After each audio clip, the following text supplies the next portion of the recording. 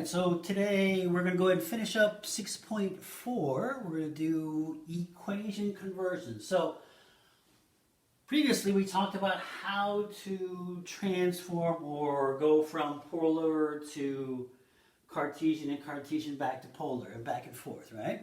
So that was just for each point. So now we're going to talk about how do we take a Cartesian equation or a polar equation and make that transition back and forth. So one of the examples that they give us is, where we are, r is equal to 4 cosine theta.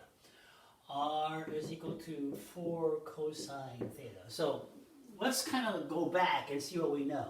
So far we know that x is equal to r cosine theta, y is equal to r sine theta. We also know that r squared is equal to x squared plus y squared.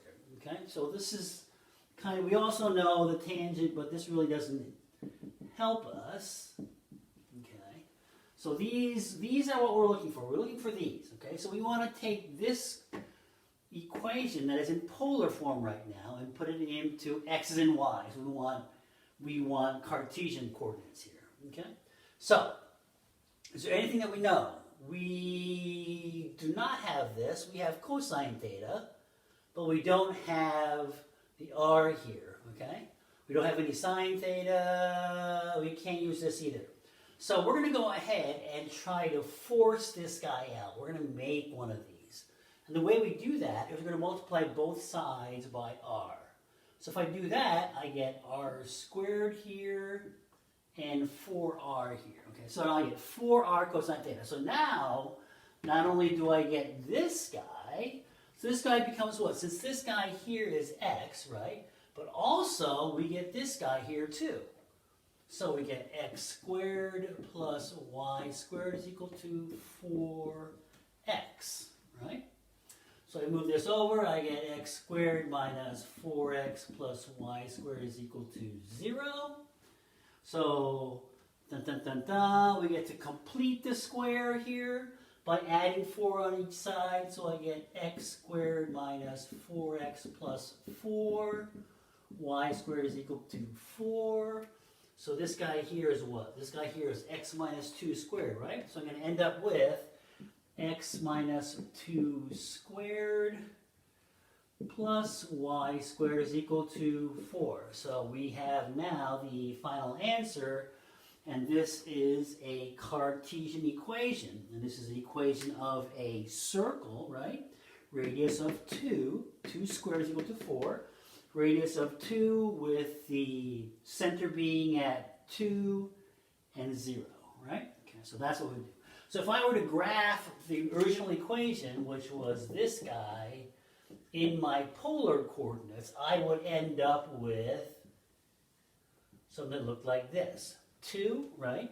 Because of 2 and 0 with a radius of 4. It would be a circle like that, right?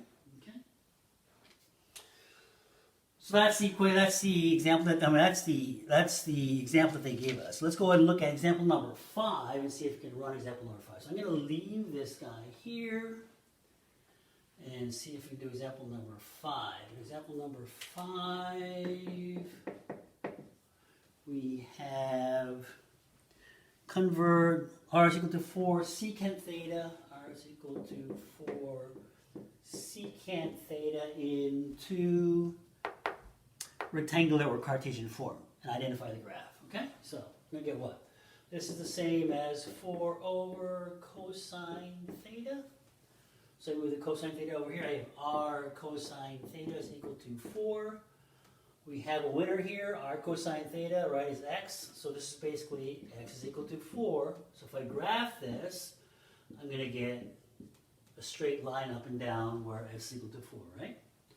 Okay, so that would be example number 5. Example number 6, we're going to go backwards. We're going to go from rectangular now back to polar, okay? So example number 6. Example number 6, I have x minus 3 squared, y minus 2 squared is 13. X minus 3 squared, y minus 2 squared is equal to 13. that correct?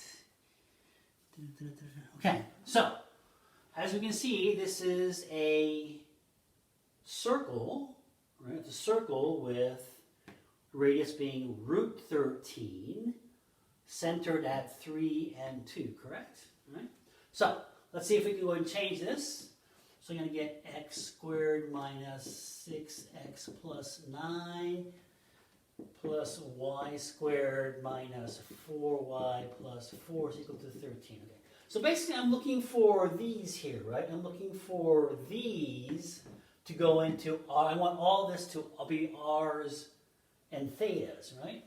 Well, first of all, 9 plus 4 is 13, so those go away.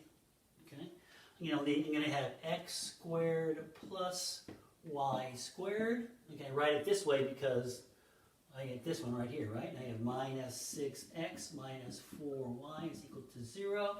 So I'm going to get this is what? R squared minus 6x, so 6r cosine theta minus 4r sine theta is equal to 0, right? So I can actually pull the r out. I can pull the r out, and then it's going to look like what? If I pull the r out, I get r minus 6 cosine theta minus 4 sine theta is equal to 0. So either r is equal to 0 or this guy is equal to 0. In other words, my two answers are r is equal to 0 or this guy is equal to 0. So r minus 6 cosine theta minus sine theta is equal to 0, which means that r is equal to 6 cosine theta plus 4 sine theta. R is equal to 0. This means that the radius or the magnitude of the radius is going to be 0, right? This is 0, right? In other words, it is just the actual origin right here. That's the origin point right here, right? And this, if you go ahead and plot it, it's going to look like that. Okay, in other words, it is the circle. Remember we had it was the circle with 3 and 2, right? 3 and 2. Same thing again, 3 and 2 here with the square root of 13 being the radius. Okay? So that's how you would go from a Cartesian to a polar. Okay? And last but not least, let's go ahead and see if we can do example number 7. And in example number 7,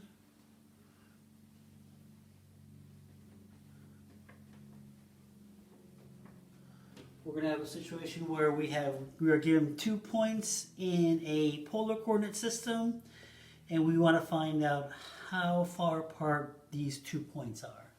Okay? First point is where? 5 and 15 degrees, so 5 and 15 degrees, and over here I'm going to have, I have 1, 10, and 8. This is 8 and 1, 10 degrees, right? So basically what do I have? I am looking for the difference between these two here, right? In other words, I know this guy is 8, I know this guy is 5, I actually know this guy here, right? Because this is 15, from 15, I'm going to 110, so this guy here is going to be 110 minus 15, which is 95 degrees, right? So what do I have? I have a triangle that I have 95 degrees, 8, and 5. So what is this? This is an SAS triangle. So an SAS triangle, remember, we couldn't use the law of sines. We had to use law of cosines, and we're trying to find this guy here, the distance here. So r squared is equal to 8 squared plus 5 squared minus 2. Yeah, minus 2, 8 times 5 cosine 95 degrees.